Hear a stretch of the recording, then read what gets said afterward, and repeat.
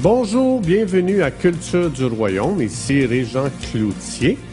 Notre vision est d'équiper notre génération à découvrir leur nouvelle identité afin que tous puissent expérimenter leur plein potentiel. Pour en savoir plus, visitez notre site internet à cultureduroyaume.com. Bonne écoute!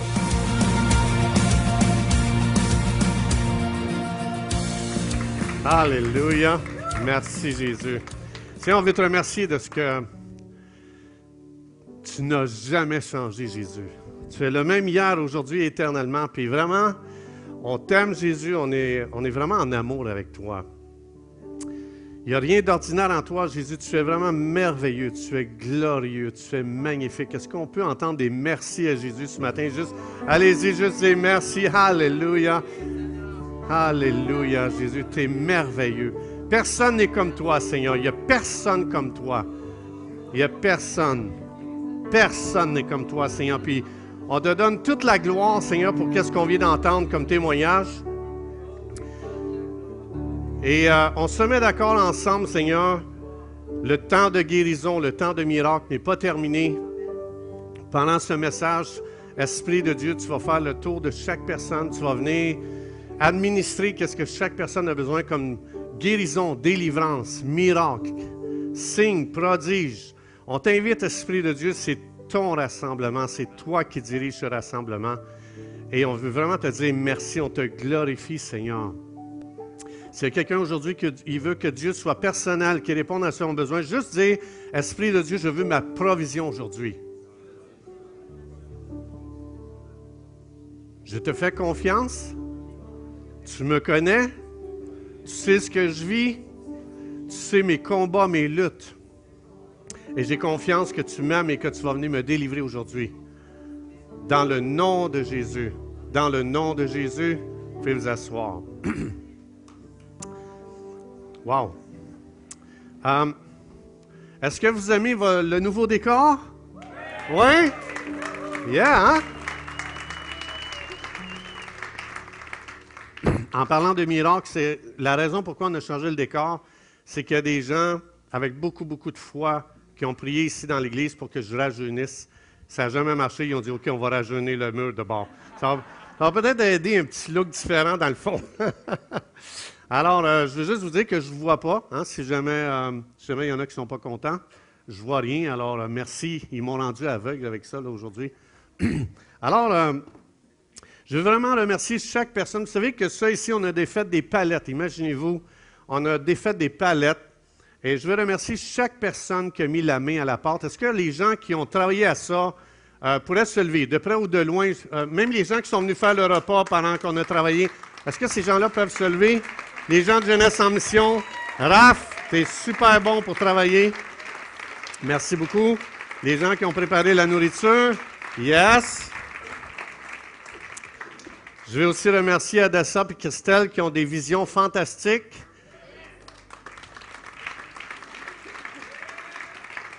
Et j'ai découvert des nouveaux petits muscles dans mon corps à travers tout ce projet-là que je ne savais pas. Je ne savais pas que ça faisait si mal que ça, travailler dans la construction. Boy, ceux qui travaillent dans la construction, là, félicitations. Alors, tout le monde est en forme? Oui? OK. Alors, est-ce que je peux vous faire travailler aujourd'hui? C'était hier, le sabbat, c'est pas aujourd'hui. OK. Hey, la vie chrétienne, là, c'est quelque chose, hein? Êtes-vous d'accord avec moi? C'est quelque chose, la vie chrétienne. Une fois, il y a un gars qui était qui priait et qui dit Seigneur, je suis tellement content de moi, là. Je suis tellement, tellement content, là. Hey, jusqu'à date, Seigneur, là, j'ai pas eu de mauvaise attitude. Merci beaucoup. Hey, Seigneur, je veux tellement te remercier, là, jusqu'à date, là. J'ai pas été impatient envers personne. Merci Seigneur, je n'ai pas insulté personne aujourd'hui. Je ne me suis pas mis en colère envers personne. Puis Seigneur, vraiment, là, je n'ai pas eu de mauvaise attitude. Vraiment, c'est super. Vraiment, là, je suis content de ma vie chrétienne. Vraiment, je te bénis, je te loue, je te glorifie. Mais s'il te plaît, dans 5 minutes d'ici, je sors du lit. Viens m'aider, s'il vous plaît. La vie chrétienne. Dites-moi, ça vous est-il déjà arrivé, vous autres, de vraiment avoir de la difficulté à aimer quelqu'un? Pourquoi vous me regardez quand vous dites ça, là? Tu sais, vraiment quelqu'un de détestable, quelqu'un qui n'est pas aimable, et puis, ça vous est-il déjà arrivé de dire, « Hey, Seigneur, aide-moi à aimer cette personne. » Oui? C'est bien de faire ça? Oui? Ça vous est-il déjà arrivé, messieurs, d'être bête envers votre femme? Ça vous arrive-tu de mentir des fois, messieurs? Mais tu sais, ça vous est-tu déjà arrivé de dire, « Ah boy, dans ce temps-ci, je manque tellement d'honneur envers ma femme, il faut que je travaille là-dessus. » Ça vous est-tu déjà arrivé? Levez les mains, messieurs, que vous avez déjà... OK. Tous les autres, levez la main. Seigneur, pardonne à ses pécheurs, ici aujourd'hui. Ou bien encore, tes enfants, tu sais, ils traversent une période difficile, puis vraiment, là, vraiment, ils tombent sur le pompon. Ça vous est-tu déjà arrivé? Puis vous dites, « Hey, Seigneur, aide-moi, je suis tellement impatient, ils viennent tellement me chercher là, dans le fond des tripes, Seigneur, il faut que je travaille sur ma patience. » Ça vous est-tu déjà arrivé? OK. Ça vous est-tu déjà arrivé, là, vraiment vous inquiéter, là, vous stresser, puis vous dites, « Hey boy, je vais avoir des ulcères si je continue à m'inquiéter comme ça. Il faut que je travaille là, à vraiment prendre la vie du bon côté. » Ça vous est-tu déjà arrivé? Oui. OK, vous êtes des bons chrétiens. Ça sonne bien. Tout ce que vous venez de me dire, ça sonne très, très bien. Mais il y a un problème à tout ça. Et c'est celui-ci. Alors, regardez bien le problème ici. On va regarder dans Romains chapitre 7, versets 14 à 25. Tout ce qui est en couleur rouge ou bleue, c'est vous qui le dites, OK? Ça marche? Moi, je lis le reste. Ça va? Je vous fais participer. Oui ou non? Oui. Tout le monde est là? Oui. OK. On y va.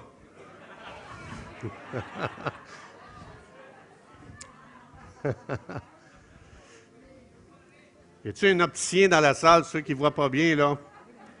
Il peut vous faire une prescription aujourd'hui. Alors, nous savons en effet que la loi est spirituelle, mais charnelle. Moi, je n'ose pas dire ça, OK? Je suis charnel. Vendu au péché, car ne sait pas ce que fait. Ne fait point ce que veut. Fait ce que... Hey, en tout cas, on va arrêter là, parce que 23 fois... Ouais, c'est mon fils qui parle le plus fort. C'est moi qui ai donné cette voix-là. Mais ici, ce qui est très intéressant, c'est que Romains chapitre 7, c'est un chapitre qui parle justement, c'est tout au sujet de moi qui essaye de vivre la vie chrétienne. C'est pour ça que tu retrouves dans le chapitre 7 de Romains 23 fois le mot et 8 fois le mot. Alors, ça veut dire qu'ici, dans ce chapitre-là, on retrouve quelqu'un qui essaie de vivre la vie chrétienne et je vais faire ressortir une phrase qui explique les gens qui essayent de vivre la vie chrétienne. Ah, ça, c'était pas là. Il me joue un tour en arrière. Voilà un chrétien qui essaie de vivre la vie chrétienne par lui-même. Et ça dit quoi dans le chapitre? Misérable que je suis. Alors, cette phrase-là a été donnée au milieu de n'importe qui vit conscient de lui. Je veux aimer Dieu, je veux être un bon chrétien, je veux m'améliorer, je vais travailler sur la patience, je suis impatient dans ceci, mais il faut que je travaille là-dessus. Donc, c'est quelqu'un qui essaye par lui-même de vivre une vie chrétienne. Et la Bible explique que le résultat de ça, c'est justement d'entrer dans une vie misérable. Mais toute notre vie, on nous a appris à relâcher nous-mêmes. Et c'est ce que, ici, le gars fait face. Il essaye de relâcher la vie chrétienne par lui-même. Et il arrive à une frustration. Le gars, il est déçu. Il essaye de prier, mais tableau, c'est un combat. Il essaie de servir Dieu. C'est un combat. Dans le chapitre, tu vois, il dit, j'essaie de faire le bien, mais tableau, il y a un combat en moi, je n'y arrive pas. Et le gars, il lutte pour finir, en fin de compte, qu'il relâchait juste ses paroles à lui, juste ses pensées, juste son attitude et juste ses actions. Et le gars est tombé découragé. Mais l'origine de ça ici se trouve ici.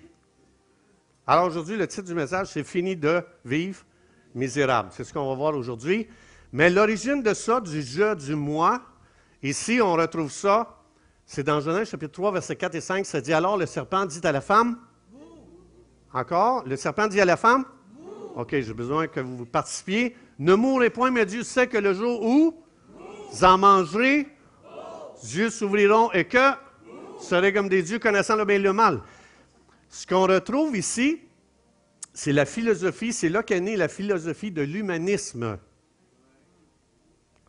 Il a enlevé Dieu et il a mis l'être humain sur scène et dit, toi, tu vas devenir le centre de tout maintenant. Tu vas essayer par toi-même. Et donc, l'humanisme, ça veut dire, j'essaie par moi-même de devenir. C'est ça l'humanisme. J'enlève Dieu, même pour aimer Dieu, servir Dieu et connaître Dieu, Satan dit, tu es capable par toi-même d'y arriver. Et c'est ce qui fait que je peux tellement marcher dans la vie chrétienne et complètement aveugle, ne rien comprendre, ne rien voir, et vraiment, c'est tout mêlé à l'intérieur, parce que j'essaye par moi-même. Et c'est ce que l'ennemi ici, il a fait justement dès le début de l'histoire. Donc, c'est tout au sujet de moi, et c'est ce que moi je peux faire, ça veut dire que c'est moi qui est le centre. Alors, ce qui est vraiment extraordinaire, c'est que tout de suite après, on a lu tantôt Romains chapitre 7, qui est tout au sujet de moi, 23 fois je, 8 fois moi. Alors, tout de suite après, l'autre chapitre, Romains chapitre 8, il dit, il va complètement nous amener dans la dimension c'est quoi la vie chrétienne. Et ici, il va dire, il n'y a plus maintenant aucune condamnation pour ceux qui sont en Jésus-Christ. En effet, la loi en Jésus-Christ m'a affranchi de la loi du péché et de la mort. Puis là, voici un gars qui a commencé à découvrir la vie dans l'esprit. OK?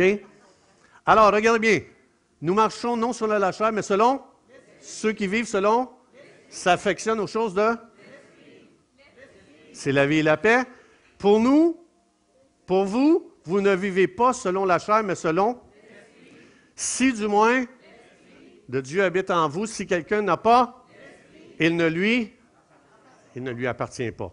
Ce qui est vraiment intéressant ici, c'est que le chapitre 8, tout de suite, Romains chapitre 7, c'est tout au sujet de moi, l'humanisme, moi, pour Dieu, moi essayer, même pour Dieu, comme je disais dans Romains 7, mais ici, Romains 8, il y a un shift qui se passe. Et le gars, il n'essaye plus, il n'y a plus jamais un « je », il n'y a plus jamais un « moi ». Pendant tout le chapitre, tu as 21 fois, le mot est mentionné « esprit ». Et il y a eu un chiffre, la personne est passée de conscient d'elle à devenir conscient de qui est en lui. Le Saint-Esprit est en moi. Si quelqu'un un jour a dit « Jésus, je reconnais que je suis pécheur, j'ai besoin d'être sauvé », la personne est passée d'un monde à un autre. Elle est passée d'être consciente d'elle, qui est très décourageant, à consciente de la présence de Jésus à l'intérieur d'elle. La présence du Saint-Esprit. Et il n'y a plus justement de fardeau et de condamnation. Donc, la vie chrétienne, ce n'est pas d'être conscient de moi, qui fait, qui devient, qui veut accomplir. La vie chrétienne, c'est de devenir conscient qu'un autre maintenant vit en moi. Et maintenant, ce que je dois faire, je parlais tantôt de cette fameuse personne détestable. Quand vous me regardiez, quand je disais ça, là, mais j'ai une bonne nouvelle pour vous. Ce qui est vraiment merveilleux, c'est que la vie chrétienne, comme il faut, on a dit, Seigneur, aide-moi à aimer cette personne. Mais ce qu'on ne réalise pas, on est en train de dire, Seigneur, renforce la philosophie humanisme à l'intérieur de moi. C'est ça qu'on fait. Parce qu'on est en train de demander à Dieu, améliore-moi. Quand on dit, il faut que je travaille sur ma patience, on est en train de dire, je travaille à m'améliorer. Mais la vie chrétienne, ce n'est pas ça du tout. Et c'est ce qui fait que les gens, à un moment donné, deviennent écœurés de la vie chrétienne. Parce qu'ils essayent, ils forcent, ils font des efforts. Et la Bible dit, ce n'est pas du tout ça la vie chrétienne. La vie chrétienne, tu t'oublies, tu ne deviens plus conscient de toi, tu deviens envahi par le Dieu de l'univers, par le Dieu de vie, par le Dieu de puissance, comme on a entendu Marc. Et comme Marc il parlait justement, si tu veux devenir conscient de toi, va prier pour quelqu'un aujourd'hui au centre d'achat. Tu vas voir, je te promets. C'est une école que il faut vraiment qu'il y ait un chiffre dans ta vie de passer de conscient de toi à conscient un petit peu. Jésus me dit, tu vas imposer les mains aux malades et ils vont guérir. Mais c'est qui guérit? C'est Jésus en moi? Alors, je reviens à mon gars détestable tantôt, la personne détestable que je disais, Seigneur, aide-moi à aimer. Jamais Dieu répond à une prière comme ça et gloire à Dieu. Ce que Dieu fait, c'est simplement de dire, OK, c'est plus une question de moi. Seigneur, cette personne-là n'est pas aimable, elle est détestable. Alors, la vie chrétienne, c'est de dire, Dieu, c'est toi qui es amour. Tu dis dans la Bible, Dieu est quoi? Amour. Alors, Seigneur, tu vis en moi. Le Dieu d'amour vit à l'intérieur de moi. Alors, à partir de maintenant, je viens et je vais ajuster ma pensée avec toi qui vis en moi et toi qui es amour. Et maintenant, ce que je fais, Seigneur, je relâche ton amour envers cette personne. Donc, ce n'est plus moi. C'est plus moi. C'est plus une question de moi. C'est une question de relâcher une autre vie qui vit à l'intérieur de moi. Et c'est là qu'on commence à se reposer. Et c'est là qu'on commence à aimer la vie chrétienne. Et c'est là qu'on commence à devenir passionné, de dire « Wow, c'est plus moi! J'ai plus besoin d'être quelqu'un d'extraordinaire. J'ai plus besoin de devenir, j'ai plus besoin de m'améliorer. Boy, que c'est le fun! » Parce que si tu travailles à t'améliorer, tu vas être découragé. Même Dieu a été découragé un jour quand il a pensé à dire « Il faut que je l'améliore. » Savez-vous ça? Dieu il a dit « Je t'améliorerai jamais. Regarde qu'est-ce que Dieu fait. » J'ai été quoi? Dieu dit, je ne chercherai jamais à t'améliorer, je vais te crucifier. Un Dieu d'amour qui crucifie les gens. Oui. Puis il frappe fort. Laisse-moi te dire, il frappe fort en temps. Pow! Ya! Et tous les anges disent, hey, enfin, enfin, s'il peut mourir, celui-là, hein? Alors il dit, j'ai été crucifié avec Christ, et si je vis, c'est plus moi qui vis. C'est qui? C'est Christ qui vit en moi. C'est plus toi qui vis. Donc, tu n'as plus besoin de t'améliorer, tu n'as plus besoin de chercher à travailler sur ta patience. Tu n'existes plus. Fait que l'ennemi dit, travaille sur ta patience, il essaie de te ressusciter des morts pour dire, non, on va garder ce gars-là, on va le faire entrer dans une fausse philosophie, dans la philosophie humaniste, qui est, toi, devenez bon. Ça, c'est la religion humanisme.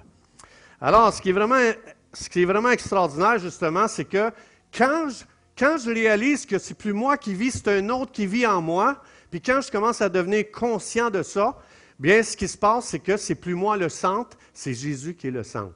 Puis quand je dis Jésus, cette personne-là n'est pas aimable, je relâche ton amour envers cette personne, c'est plus moi qui est le centre, c'est Jésus qui est le centre.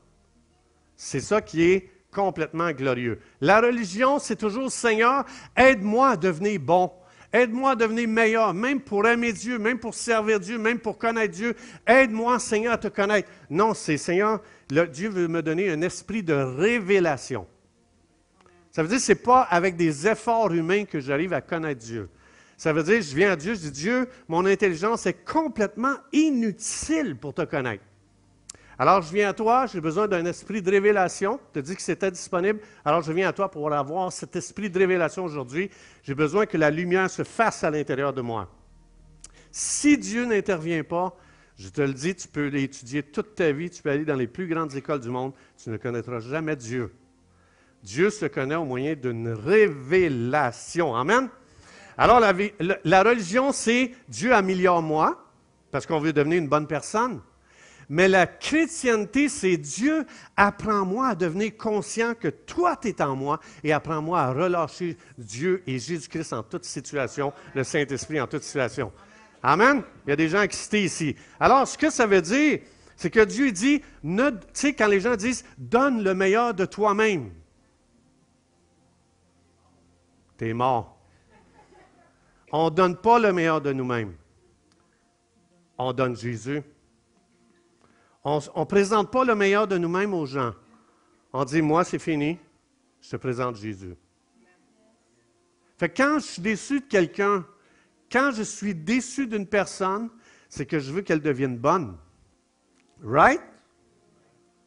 Mais si on est là pour relâcher Jésus, comment je peux être déçu? Ça veut dire que même dans notre compréhension de la vie chrétienne, on est humaniste. Et Dieu, c'est pas ça qu'il veut faire. Il veut qu'on devienne spirituel. Et moi, ce que j'aime, c'est que ça dit, les gens, tu as été crucifié avec Jésus. C'est plus une question de toi, c'est plus toi le centre. Ça veut dire que c'est Christ qui est devenu le centre. C'est tout au sujet de Dieu. Et moi, ce que j'aime, Dieu dit, tu sais, moi, j'ai déjà voulu être un bon pasteur. Et Dieu dit, on va crucifier ça aussi. On va crucifier le bon pasteur que tu veux devenir. Ah, ouais! Fait que Dieu dit, non, non, on ne fera pas de toi un bon pasteur. Je vais t'apprendre à relâcher Jésus dans toute situation. Devant n'importe quel problème, tu ne donneras pas des bonnes solutions, tu vas donner Jésus. Alors, moi, ce que j'aime là-dedans, ça veut dire ceci. Si je comprends bien ce que Dieu me dit, je ne veux pas que tu deviennes un bon pasteur, je veux que tu relâches Jésus. Moi, ce que j'aime là-dedans, ça veut dire que relâcher Jésus, ça veut dire ceci. Ça veut dire, ce que Dieu va faire, mettons, vous avez beaucoup de problèmes. Mettons, vous avez des problèmes, là, vraiment, vous êtes dépassé, vous êtes noyé.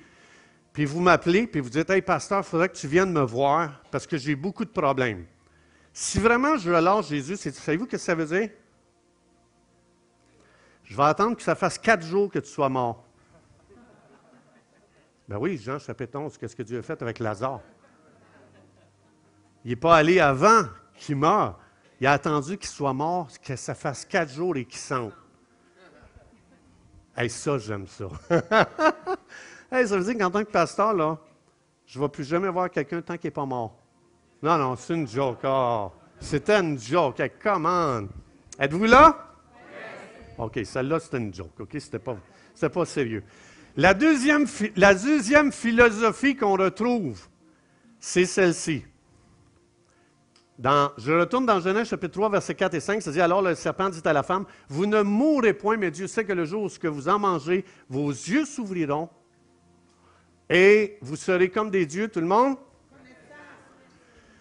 L'autre chose que le diable a proposée à l'être humain, c'est une deuxième philosophie qu'on appelle le rationalisme. Il est en train de dire, tu n'as pas besoin de Dieu pour connaître.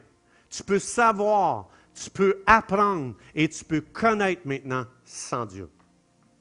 Fou, hein? Ça, ce qu'il est en train de dire, l'ennemi, c'est qu'il est en train de dire que c'est encore toi qui es le centre. C'est ça qu'il est en train de dire.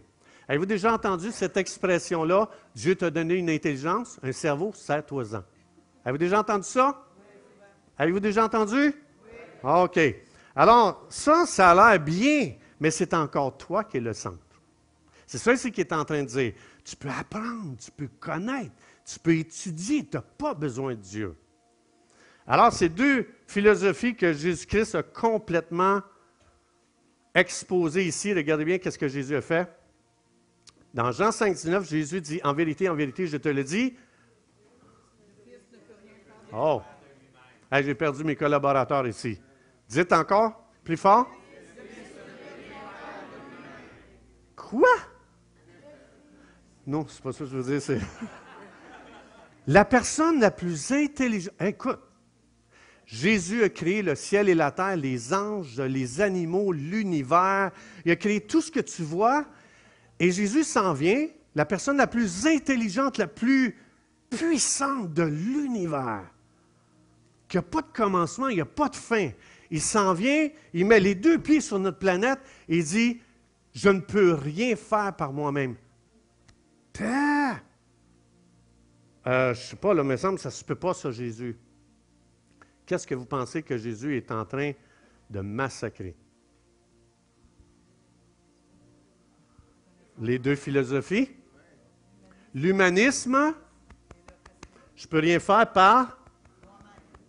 Il est en train de complètement piétiner, écraser l'humanisme qui dit « tu es capable, tu peux ». Ça, c'est l'humanisme. Alors Jésus est venu complètement le massacrer. Ce qui est arrivé dans Genèse chapitre 3. Alors ici, il est en train d'exposer justement que le moi, il a donné un coup fatal ici au moi. Et regardez bien qu'est-ce que Jésus dit. Dans Jean 15, 5, Jésus dit, « Je suis le cep, vous êtes les serments, celui qui demeure en moi et en qui je demeure, pas beaucoup de fruits, car... » Wow! Sans moi, Jésus dit, tu ne peux rien faire. Pourtant, moi, j'ai l'impression, que je peux en faire des affaires. Oui, mais pour Dieu, tout ce qui est né dans l'humanisme n'existe pas, et tout ce qui est né dans le rationalisme n'existe pas. Ça n'existe pas, ça, pour Dieu. Et c'est pour ça que Jésus dit, je suis continuellement en train d'écouter mon Père pour savoir ce qu'il dit et relâcher ses paroles à lui. Il dit, je ne dis jamais une parole de moi-même. Je relâche que les paroles que mon Père donne. Et ça, c'est vraiment puissant. Ce que Jésus fait, il nous ramène avant la chute, avant que l'être humain tombe dans ces deux philosophies qu'il l'a complètement séparé de Dieu pour dire, tu peux te débrouiller par toi-même. Et c'est ça le christianisme. Le christianisme, c'est plus toi devenu bon, toi t'améliorer, toi essayer. C'est maintenant, quand tu es né de nouveau, quand tu as dit, Jésus, je reconnais que je suis pécheur, j'ai besoin d'un sauveur. Alors maintenant, ce que Dieu a fait, c'est que Dieu a déversé le Père, le Fils et le Saint-Esprit en toi. Tu es devenu le contenant. Tu contiens Dieu avec toute sa puissance. C'est la raison pourquoi on prie pour les malades. C'est pour ça que Jésus dit, tu peux prier pour les malades. Parce que Dieu sait ce qu'il a mis à l'intérieur de nous. Mais comme il disait Marc, et j'ai trouvé bon son témoignage, il y a comme une barrière à franchir. Est-ce que je suis prêt à croire Dieu?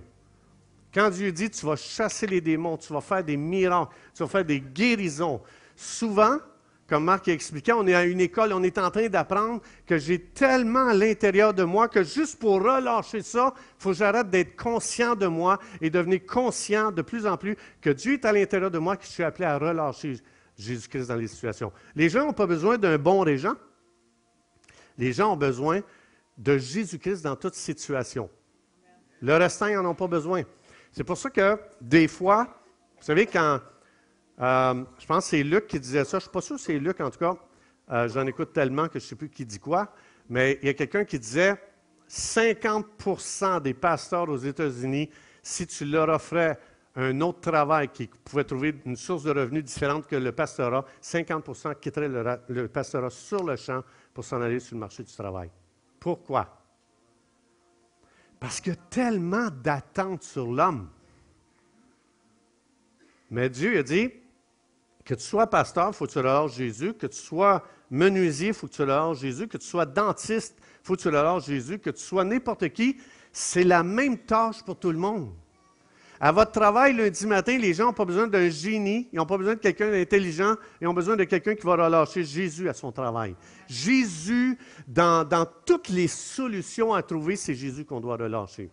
Parce que notre monde n'a pas besoin des gens doués, des gens intelligents. Notre monde a besoin de la puissance de Dieu en chaque situation, de l'onction du Saint-Esprit dans chaque dimension de la vie. Et c'est pour ça qu'il y a des pasteurs qui brûlent, parce qu'ils essayent, ils travaillent très fort pour rencontrer les attentes des gens et les besoins des gens. Mais on n'est pas appelé à faire ça. Et c'est pour ça que quand ils ne veulent pas décevoir, les pasteurs ne veulent pas décevoir les gens, et ils rentrent dans un programme de faire, de devenir, d'essayer de répondre à des attentes qui tuent les gens complètement. Alors c'est pour ça qu'on est appelé à relâcher la présence de Jésus-Christ en chaque situation. J'inviterai les musiciens, s'il vous plaît. Alors aujourd'hui, ce que je veux partager avec vous, c'est simplement, je vois beaucoup de gens, des croyants qui sont découragés. Je vois des gens qui essayent tellement, puis ils viennent brûler, ils viennent déçus, ils viennent découragés, parce qu'ils essayent de sortir même des liens du péché. Même des liens du péché, beaucoup de croyants luttent avec ça. La seule raison, les gens essaient de travailler. Écoute, le péché, là, essaye pas de te sortir de ça, c'est pas faisable. Il faut juste que tu meurs. C'est tout. La Bible dit, considère-toi comme mort au péché. C'est juste plus conscient de toi. Et puis de commencer à dire, OK, Seigneur, je viens à toi, et c'est plus moi qui vis, c'est Christ qui vit en moi, et je vais commencer à relâcher Jésus dans chaque situation. Alors aujourd'hui, ce que je vais faire avec vous, c'est ceci. Quand je vis conscient de moi, Jésus est en moi, Jésus vit en moi. Quand je vis conscient de moi, vous pouvez vous approcher, les musiciens, s'il vous plaît, vous pouvez commencer déjà. Alors, quand je vis conscient de moi, savez-vous qu'est-ce que je fais à Jésus à l'intérieur de moi? Je suis en train d'y mettre une camisole de force. Puis Jésus veut essayer de bouger, puis Jésus n'est pas capable de bouger. La raison, c'est que je suis conscient de moi. Et l'Esprit de Dieu, ce qu'il veut faire, c'est qu'il veut te rendre de plus en plus conscient que le Père, le Fils et le Saint-Esprit vivent à l'intérieur de toi. Alors, on va se lever ensemble. La première chose que je vais faire ce matin, c'est je vais donner l'occasion à chaque personne ici. Peut-être que Peut-être tu dis, moi, je ne suis pas conscient de Dieu. J'arrive pas. J'essaye d'être conscient de Dieu, puis j'y arrive pas. Bien, la première chose qu'il faut s'assurer, c'est est-ce que j'ai déjà pris une décision dans ma vie de vraiment d'inviter Jésus-Christ à venir vivre en moi? La Bible explique que Dieu ne forcera jamais, jamais, jamais les gens. Dieu est un gentleman. Et Dieu attend seulement que quelqu'un dise, « Seigneur, j'ai besoin de toi. » Je n'essayerai pas de devenir une bonne personne. J'ai essayé. Je voulais faire plein de bonnes œuvres pour essayer de justement devenir quelqu'un. Mais ça, ce que ça fait, c'est en train de te voler quelque chose que tu pourrais commencer à expérimenter d'extraordinaire. Et la chose extraordinaire, c'est que Jésus-Christ, ici, aujourd'hui même, puisse venir dans ton cœur habiter, que le Saint-Esprit vienne et qu'il te baptise de lui. Que le Père vienne et qu'il te donne une révélation de l'amour qu'il a pour toi. Qu'il a donné son Fils Jésus, qui a payé sur la croix, il a versé son sang, il a donné sa vie. Et aujourd'hui, juste un chiffre peut se faire dans ta vie par une simple prière. Dieu répond à toutes les prières. Alors, si tu n'as jamais demandé à Jésus de venir dans ta vie, tu te demandes comment on fait ça? Très simple. Regardez bien qu'est-ce que je vais faire.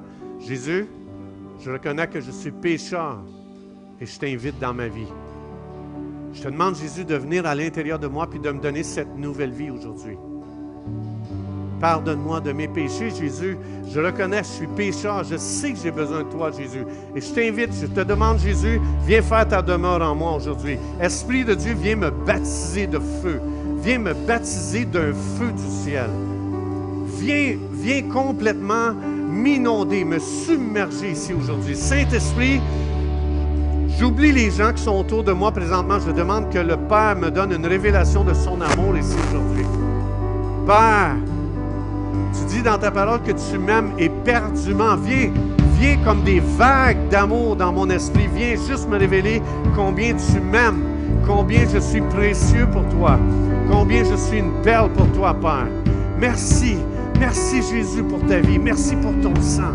Merci, Esprit de Dieu, de venir me baptiser présentement, de venir brûler tout ce qui est de l'humanité en moi et de vraiment faire de moi un temple du Saint-Esprit, de faire une demeure du Dieu vivant, du Dieu trois fois saint.